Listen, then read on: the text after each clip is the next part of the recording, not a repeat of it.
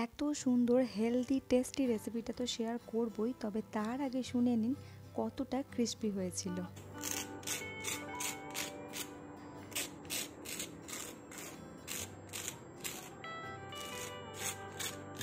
অনেক দিন থেকে ছেলের অনুরোধ ছিল, মা আমাকে কেন তুমি ভেজিটেবল স্যান্ডউইচ বানিয়ে দাও না।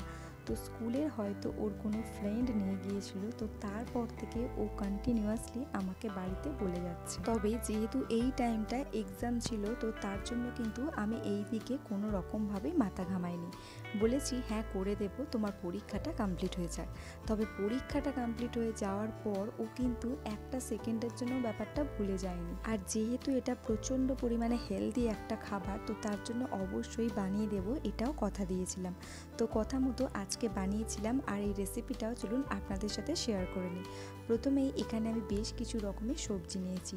তার মধ্যে ছিল পেঁয়াজ, ক্যাপসিকাম, টমেটো, গাজর আর কিছুটা শসা।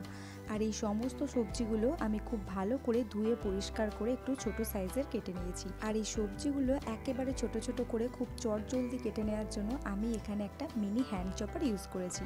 তো তার মাধ্যমে সমস্ত সবজিগুলো একেবারে ছোট করে কেটে নিয়েছি, আর গাজরটা গ্রেট করে নিয়েছিলাম। তারপর আমি এখানে একটা হোমমেড মেয়োনিজ বানিয়েছি।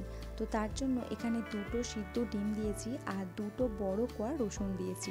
তার মধ্যে দিয়েছিলাম 1 চামচের মতো গোলমরিচ, পরিমাণ মতো লবণ আর একেবারে অল্প একটু চিনি। চিনিটা দিলে টেস্টের ব্যাপারটা কিন্তু একেবারে ব্যালেন্স হয়ে থাকে।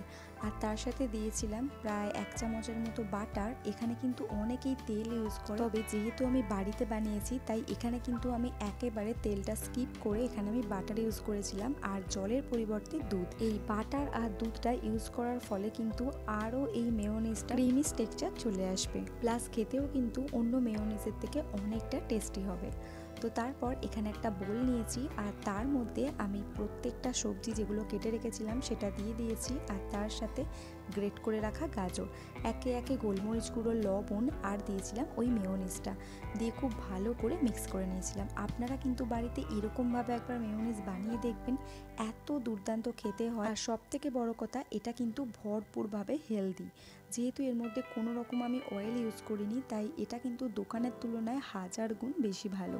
তো তারপর খুব ভালো করে মিশিয়ে নেওয়ার পর এখানে আমি প্রায় একটা চিজ অ্যাড করে দিয়েছিলাম। আর এই চিজটা কিন্তু একেবারে স্যান্ডউইচের উপরেও দেওয়া যায়, তবে এর মধ্যে যদি মিশিয়ে দিই তাহলে পুরো স্যান্ডউইচের ভিতরের পোর্শনটা একেবারে সফট আর জুসিটা হয়ে থাকবে।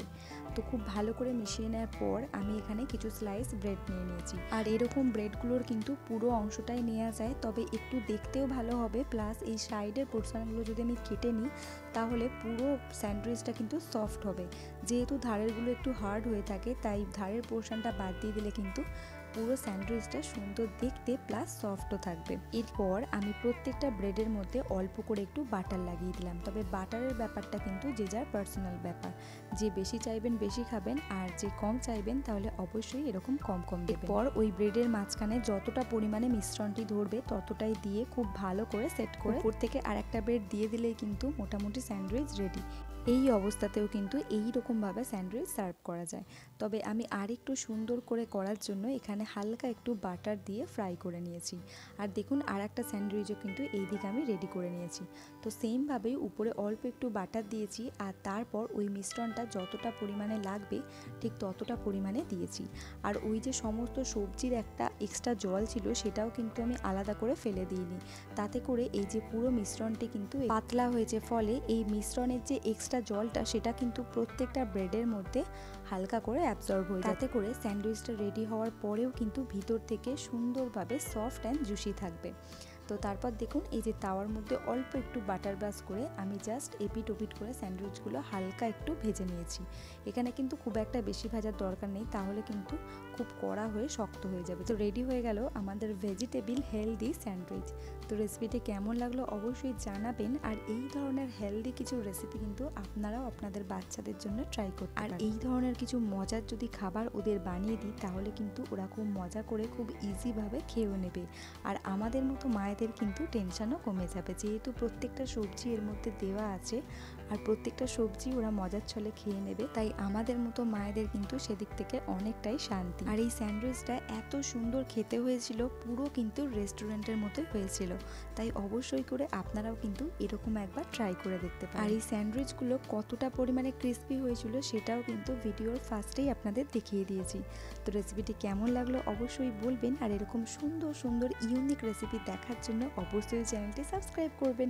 আজকের মতো টাটা, দেখা হচ্ছে পরের ভিডিওয়ে।